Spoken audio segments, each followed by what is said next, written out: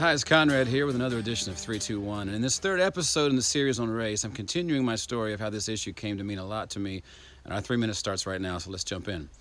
When I started working at a school where most of the students were African American, something naturally happened that was pivotal in my beginning to see beyond my mostly white world. I was suddenly much closer to a lot of people who were from a different culture than I was.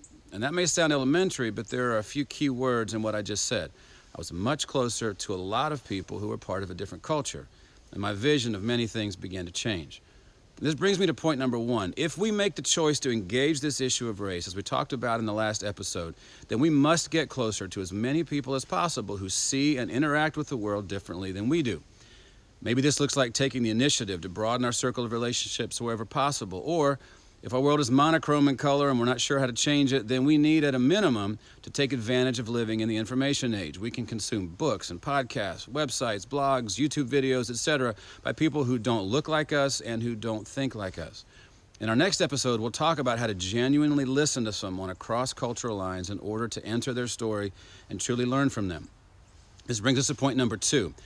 When we get closer, we can more easily see individuals, not just the group, though that's still a choice.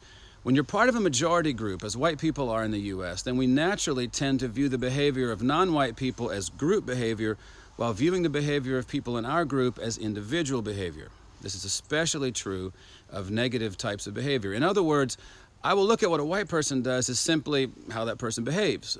But unless I consciously fight against it, it's very easy to view the actions of a person of color as how those people behave, especially when it's behavior that I don't like. I've seen and heard this many times, both in others and in my own mind. So getting closer to people who are different than we are gives us more opportunity to choose to see individuals and not just groups.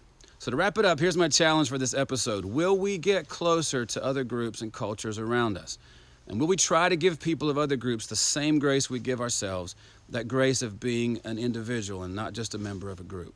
If we do, this will pull us into the stories of others, and those stories will change us.